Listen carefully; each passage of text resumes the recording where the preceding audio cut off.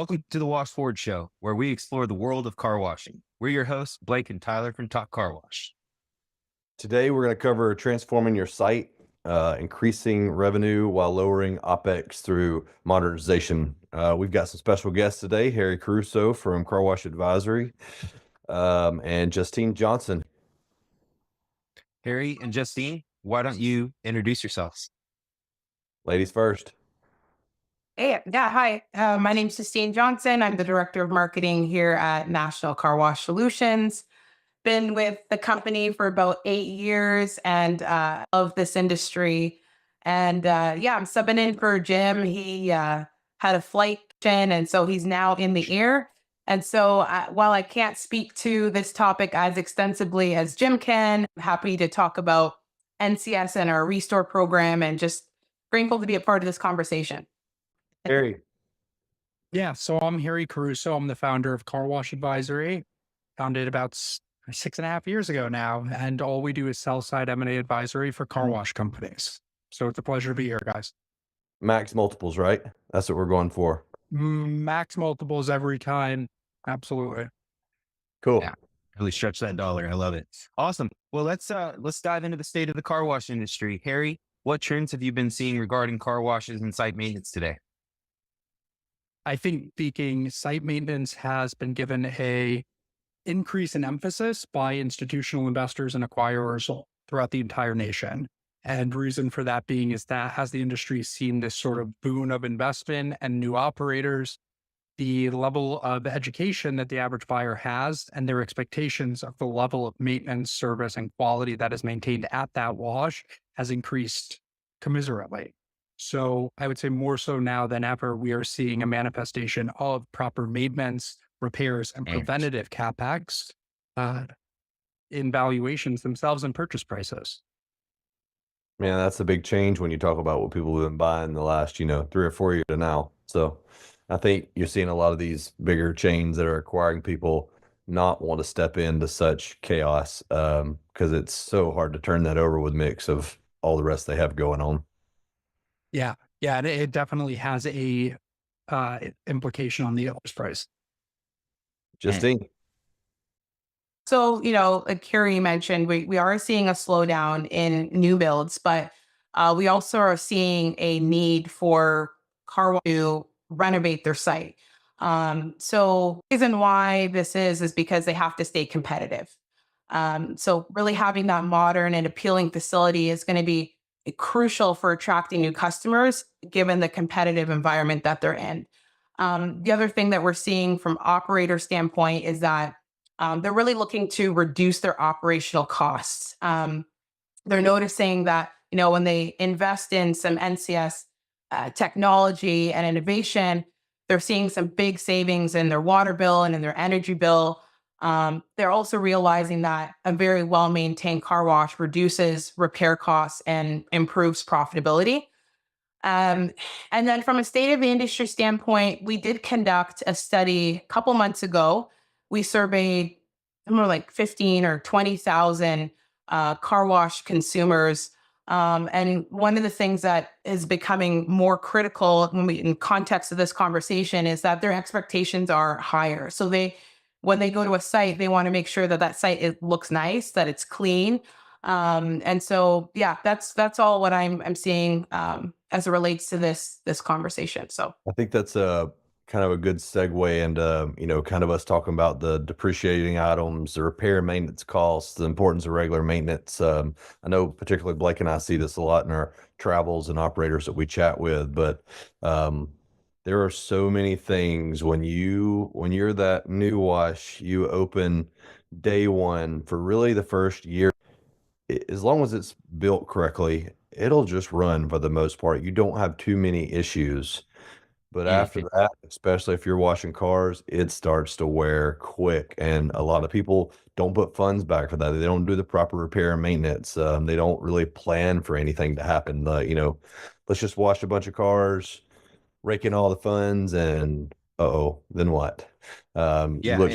Tyler, on that note, there's a big difference between the reactive and being proactive with maintenance. And when you don't take care of the facilities, I've had washes in the past where it's like we acquired it, we got it, and it was just one thing after another is breaking because essentially everything was ignored from a maintenance interval standpoint. So you're just facing challenge after challenge after challenge because you didn't get ahead of things. And now it's just, essentially like dominoes and they just continue to fall. And it's hard to work your way out of it. But continue what you were saying. Sorry for interrupting. No, you're good. No, you're good. Yeah, chasing your tail, that's what we don't like to do. It is Yeah. really hard to catch up. But some of the things that I was talking about, I'm sure Harry has seen this too, but a lot of people over the years, they start to, put in new branding, new marketing. They forget to refresh building signs. You start seeing a lot of the stuff fade. The posters get chipped. The paint wear out on the side of the building. The parking lot needs pressure washed bad. The wrap foam's falling off. There's blowers not working. It's kind of nonstop. I know our maintenance team at Camel, they are 24/7 busy. They're there way before everybody and they leave way after everybody. But when you start talking about a lot of this stuff and how we track it, I think there's been some numbers over the years that we're going to put up on the screen that we've tracked very well at Camel. But when you look about like long-term investment, what's it look like year over year when you're talking about putting back CapEx money? And, for us, it's about 3.5%. Yeah. But the big picture is it costs about 6% of gross revenue to maintain the site all year. That extra money that you're putting back is just what you're putting into the fund so that, when NCS does your site evaluation or whatever it may be, and they go, hey, you need this, this, and this, you're not drained when you go to look at your account and you go, hey, we've actually been putting a little bit of money back for this. And then for those of you that attend trade shows, every year you go, there's something new. There's something the latest, the greatest. Your competitor may have it. There's something out there going on in the car wash industry, and you got to make sure that you keep up with repair and maintenance. And really just innovation in general. Harry, you got anything to add to that? So you put the numbers up there on the screen so you can kind of see the 6% of gross revenue and then about 3.5% for just future savings, Fuel Day Fund. That's the real deal in the car wash industry. Yeah, Tyler, I think the only thing I would add to it is that there's no mistaking the fact that this industry is by far more competitive than it's ever been. So what may have worked years ago in terms of letting things become a little bit lax on the maintenance side, this is not the time in the industry to do that. And I can assure any sort of owners out there that from a valuation and acquisition or sale point of view, you are not saving money by putting off maintenance. Ultimately, it will go ahead and cost you more in the end, and you're not getting any sort of discount or savings by putting it off. Yeah, you're right. And it's some kind of on the marketing side. I know we kind of mentioned, but something that we've done. We have a site that's about, I think it's going on 9 years old, and we still get people that visit it and kind of question. They go, man, how old's that site? I go, take a guess. They're like, I don't know, 3 years old. We're like, no, it's almost 9. They're like, holy cow. We invest a lot in maintenance, and then we try to make sure the public knows. So every time we like replace all the rat foam, we just replace some top brushes. We just update the vacuum cleaners. We have a banner that goes out front that says we've upgraded this in the tunnel. We'll generally run it for about 90 days, just so over the years, consumers keep seeing those and keep seeing that, kind of get this mindset. Yeah, this car wash is, keeping everything up to date. It's fresh. And it comes down to just the simple things. Our team decided we just changed uniforms company wide. We went from a black and blue uniform to an all blue uniform. And man, you would have thought the public thought we got all new people there. They were like, whoa, that looks really nice. So just a lot of the little details. And there was another part, like as we were thinking through this, I didn't really think about this, and we were kind of talking through this call. We could probably put together a pretty good PM list that we could share with NCS. So anybody that's on the call, if that's something that interests you, reach out to the team at NCS, and we'd be happy to help with that. I'm sure we can take mine and kind of make it generic where you'll at least have a base template of. Cool. Go ahead, Blake. Yeah, that's what I was going to say is kind of opening our next topic up here is, what are some best practices when it comes to getting ahead of those surprise expenses and, kind of the quote unquote unknowns. We all know here that they are known, they're just coming, and a lot of these newer operators maybe just don't know what to expect, or, after a couple years of operating, it's just surprise after surprise. So Tyler, maybe you could share some of your thoughts as, what you guys are doing in Camel and Bubbles to kind of get ahead of those surprises, and, whether it's based on an interval or a time frame, what are you guys doing to be proactive when it comes to reducing those surprises and, unknown maintenance, fault essentially? Yeah, This comes up a lot, and we often tell people, you got to start at the basics. All the operators or all the equipment manufacturers, they provide a PM manual for the equipment. That is Yeah. a basic level how to take care of it. Now we've took it a little more in depth, just years and years of experience and watching things fail. But making sure that, for us, we have an hour preventive maintenance happens at every location every morning simultaneously with the site managers, and then our maintenance starts at 3 a.m. So they're generally at the sites by 4:30 at the latest, working through all the big repairs and things that they have to do. But our teams maintain most of the equipment.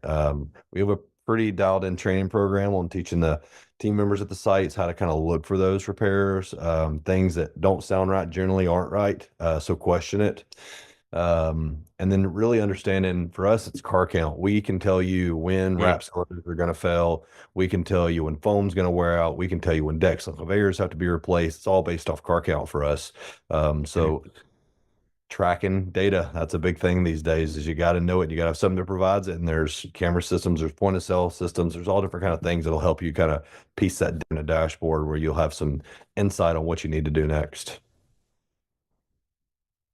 Yeah, Harry, what thoughts on how that, impacts the overall kind of, equation when you guys come involved with an operator, whether they're looking to raise capital? If you could kind of touch on the value of, repair and maintenance, and what that's looked at from maybe the financial, view, because we understand it from the view of operations and customer experience and reducing downtime, but I'm sure you have a much different lens seeing it from your angle. So would love to hear your thoughts on that. Yeah, absolutely, Blake. So it's funny because things have changed so very much in such a short period of time. So it was but 4 years ago, during more of the advent of this sort of institutional equity boom into the industry, where it was looked at favorably to have as small of a repairs and maintenance item as possible on your P&Ls. Surely that would result in a higher valuation. Now you can't even get away with it, even if you tried to. So if you are Yeah. spending less than an adequate amount on your repairs and maintenance, the pro forma is no longer ignoring the fact that you should be spending more, but it'll actually retroactively ding you because the new owner's not going to anticipate, and they become that much smarter on repairs and maintenance. They're not going to anticipate being able to spend that little. So there's no in terms of repairs and maintenance and CapEx, right? The piper comes calling, and with a industry that's as educated and as advanced as we are today, it all shakes out.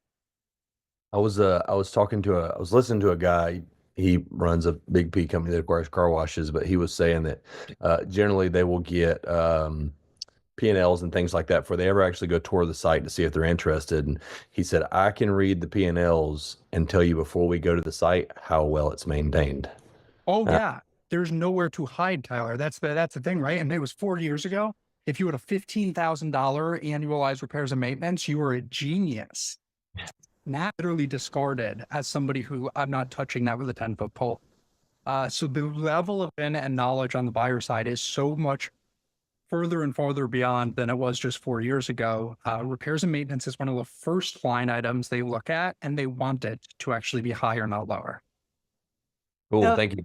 yeah, Tyler, I want to throw a question out at you. I know you guys are the host, but Mhm. if I had a wash that was 2 years old with deferred maintenance, how do I bridge the gap? Like, how to start? Yeah. I know NCS has people that can come in and help you with evaluations and things like that. But I think for us, it's starting at the basics. You got to have some sort of checklist that you open with. So like, I need to inspect the conveyor. I need to inspect the wraps. Pretty much for us, everything that touches the car is mission critical, because of course you don't want to do any damage to the cars. But on the flip side of that is you got to start saving some funds for it. I mean, it is not cheap. If I can't be the only one that's opened a parts manual lately and been blown away, but it's not cheap to buy parts. But you got to save for them. Majority of the parts you're not replacing all the time. I mean, realistically every 16, 18 months. And if you're putting the right amount of funds back, you can generally justify that. But I would say, start at the basics of doing a good audit of your tunnel, or work with NCS to do that and kind of see where you stand. And we always tell our vendors, be honest with us. Don't Don't BS us. Just be honest with us. We want to hear what you're really seeing, because even though I feel like we're great operators, we still have problems. I know there's problems at sites today. I mean, I just went through a site earlier and I seen a wrap down, was asking the maintenance department about it. When I say a wrap down, it wasn't spinning, the motor was shot. And he was like, yep, it's on our list for in the morning. So, I mean, things happen. They're going to come up all the time. Tyler, I'm going to jump in here and Justine, one more actual quite notable difference is as an operator, you used to not be able to get credit for having spare parts. That is a huge, huge difference. So for goodness sakes, right, if it takes an extra $10,000 to have a fully stocked sort of disposable, shelf, do it and you'll get credit for it, even if you're going to sell. But don't be down. 10,000 is cheap. Whatever it may, no matter what the cost, just do it. You will get credit. We're like sub 200,000 company wide for parts on hand. So we have a big inventory of parts. Now that's built up over 8 years, but we have a big inventory of parts. And we have our maintenance team identifies it as mission critical items that we have to have at each site, that they don't have to go hunt for. And then of course, like parts and stuff that are just on the shelf, extra foamers if somebody breaks one, shocks you may not need because you can retract the piece of equipment, whatever it may be. But we have a list of mission critical parts that we have to have. And most of you that, especially conveyors, can tell you that if you ain't got a HECO, you ain't doing nothing. Cool. Let's balance into kind of the impact of site rehabs. So operators are kind of renovating their sites to stay competitive. Justine, what are you hearing from operators about their rehabs? Yeah, so I've had the privilege to speak with various operators. We build case studies and we want to understand what the ROI impact is when an operator does a restore project on their site. And so I get to ask, like, why did you renovate? I get to understand what their investment is and how they worked with NCS to do the renovation, and then the results post conversion. And so what we're finding is that when operators are following our proven process, the results post conversion are are pretty impressive. I was at the SCWA show very briefly last week, and I got to speak to a 6 site operator who went through a restore, and after 6 months, he saw a 250% increase in traffic. Now, this was a major renovation, but think about the ROI on that. So yes, there is a upfront investment, but when it's done right, you're going to see traffic counts increase. You're going to see energy and water savings. When you implement the latest innovation, and then reduction in repair costs, and maintenance is huge as well. So we're seeing operators have a payback period in as little as 7 to 8 months. So yeah, it's been really great listening and hearing from these operators, and yeah. Yeah, I think these, the rehabs, especially, I know, Harriet, I believe you spoke about this before. I've heard you talk about how, a lot of these big companies, your Taco Bells, your McDonald's, your Starbucks, they plan for this in 5, 10 year cycles to pretty much gut and replace the store. So you want to cover that for just a second? Sure. So the car wash space is unequivocally afforded a luxury by way of the cash flow margins, which we are exposed to, right? There are very few business world that offer the level of true cash flow that car washes do. And in doing so, we've somehow coupled that to being privileged to a point where we think that we can circumvent that of necessary maintenance. And to Tyler's point, in every other industry, you are baking in, whether it be a depreciable or an amortizable type of expense line item over 5 years for complete rehab. But one way or another, you are budgeting that in, and it is all but expected. And it's funny because the car wash industry, which has afforded these margins at levels above and beyond that of any of these other industries, has gotten away for decades in many senses without being beholden to that sort of standard. And I think it's fair to say at this point that game is done. You have to be doing this or you are going to fall behind. The competition is too fierce. Yeah, and you kind of open yourself up to the people that drive through your wash, kind of look around and they go, man, we could put a new site right across the street. So Mhm. pull through. someone ends up kept their wash good. You're like, man, these guys are, it's a little older wash. They've sure operated well, and they've updated, they've innovated. That's a real important part of that rehab process. Yeah. And that kind of brings me topic, Justine, is I know NCS has this restore program, and it really enables operators, to go through this process not alone. So I think it would, be very helpful if you could kind of speak to that and kind of the value set and the overall approach that you guys have to helping operators remain competitive. Yeah, for sure. I'll do my best. So we do have a restore program. It really takes a comprehensive approach to site renovations, and it focuses on operational efficiency, really modernizing a car wash, and then ensuring that we deliver that customer experience that's really going to drive revenue growth. And so we have a proven 4-step process. The first step to that process is reimagining your car wash. So we get together with the operators. We have a team of experts. We analyze the wash. We provide data-driven insights to make sure that the operator is making the right decisions for their wash. So we have equipment audits where we will do a full audit of your car wash, and we'll repairs and replacements. And we also have a water audit where we'll assess the equipment and the condition of the inventory. And then we'll gather water and sewer and wash volume data. And we'll show you where you need to optimize your water and reduce your water. We also have an insight analytics report that uses maps and company data to assess site, and it predicts the success of what your restore would be. The second part is the proposal and the financing. So after we've done the audit, we then will put together a proposal for you and recommend what you need to do. Then the conversion happens. And then the nice thing about our program is that post-conversion, we do what we call a re-grand opening. So really it's just to ensure that, what we set, the goals that we set, that we're meeting those goals with the customer. We focus on increasing traffic, increasing membership and getting that membership expansion. And so we with the customer 30, 60, 90 days to make sure that we're on track. And so I've had the opportunity, like I mentioned before, to speak to some customers post conversion, and really, if they follow this plan, it's been proven to be very useful. Well, awesome.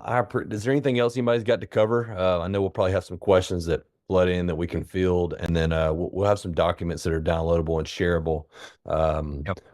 I really appreciate Harry. Thank you for joining, giving us a lot of valuable insight. Justine, thank you for filling in for Jim. You did great on the copper fittings. Yeah, thank you guys. And then guys, and don't forget, NCS is offering a free on-site evaluation after this event.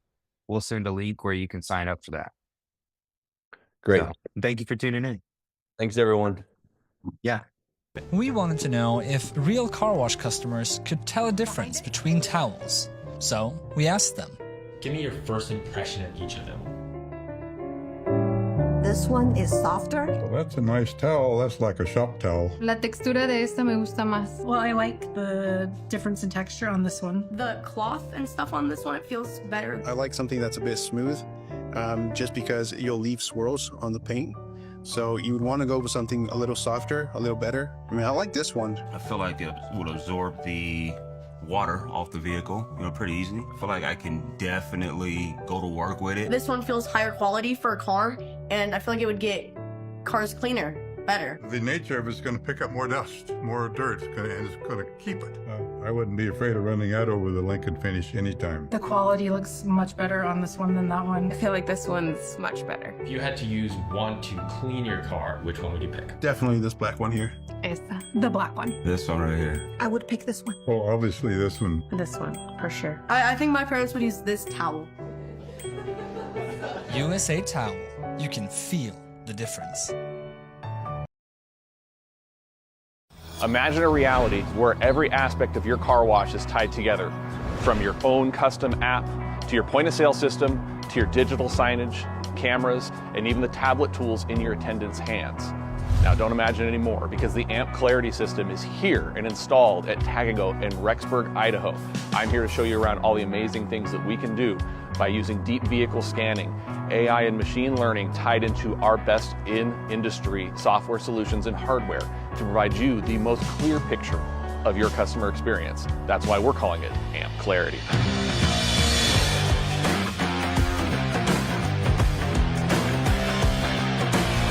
Your customer's journey through the AMP Clarity system starts here at the very beginning of the staging lane. We have strategically placed cameras that pick up that car before they are even close to the point of sale. We want to start pre-scan by capturing the license plate. We're identifying make, model, and color of the car so that our system can start to recognize the customer, build the data, and surface that faster and easier for your attendants or for the system up front. Let's move to the next station. In this lane, they've equipped, again, for the retail or single wash purchase users, the best-in-class AMP kiosk system. Now, this system can act as essentially a virtual attendant. If you are short-staffed or aren't running an attendant in this lane, customers can interact with this screen. If they're a member, they can use the app and scan a wash code. If they're a first-time visitor or retail user who doesn't use the app yet, they can purchase a single wash with tap to pay, card dip, everything built right in here. They can take care of purchasing their own wash unassisted if need be.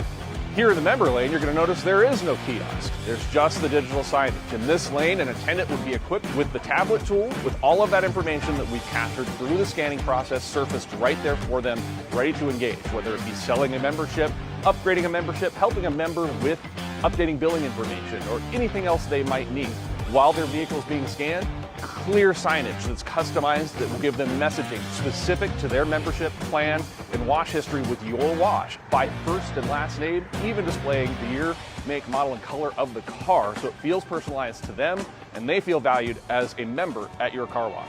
Now, once the retail user has purchased a wash in that lane or a member has been scanned in this lane, the gate will automatically open for them and we'll head around into the tunnel where we can check out the AMP loading station, a part of the Clarity end-to-end integrated system. Now here, once inside the tunnel, your employees continue to have that full visibility, the absolutely crystal clear picture of who each customer is. The loading station will feature the images of the vehicle as it was captured coming in through the point of sale. It will have information about the wash level that customer is selected. If it's a retail customer, it'll have plan information or the plan level flagged out for the members. That allows your team to prep the car and send it when it's ready with absolute assurance that it is the right car, the right plan, the right wash that customer wanted. And the journey doesn't end at the end of the car wash tunnel. With the ability to send push notes, text messages, MMS, emails as part of a journey, your interaction with your customers can continue via the AMP platform and AMP Clarity long after the customer has left the wash location. They'll feel valued, and individual members will feel as if you know them on a deeper level, because you do. AMP's Clarity system is more than just cool party tricks and fun things that show names on screens. We're gathering important information and details about every customer visit. The AI and machine learning algorithms that are operating in the background of Clarity add that information to that customer profile that can then be surfaced on dashboards for your team, your site leads, and managers to understand more about the customers and what's happening on site, keeping the metrics and data that you need to run your car wash at peak efficiency at front of mind and accessible anywhere, anytime via the AMP portal.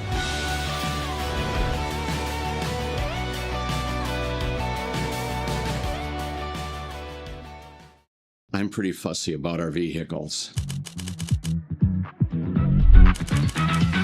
I come here probably 5 to 7 times a month because we live out in the country, and the truck will get a little dirty and they do a good job on it, and it comes out spotless because of the soft water. People are big for me. Like, customer service is huge, puts a big impact on where we go. And when we pick somewhere, we're usually regulars because that's how my son is. He loves to be regular. The minute we came through, he loved the lights as we were coming through.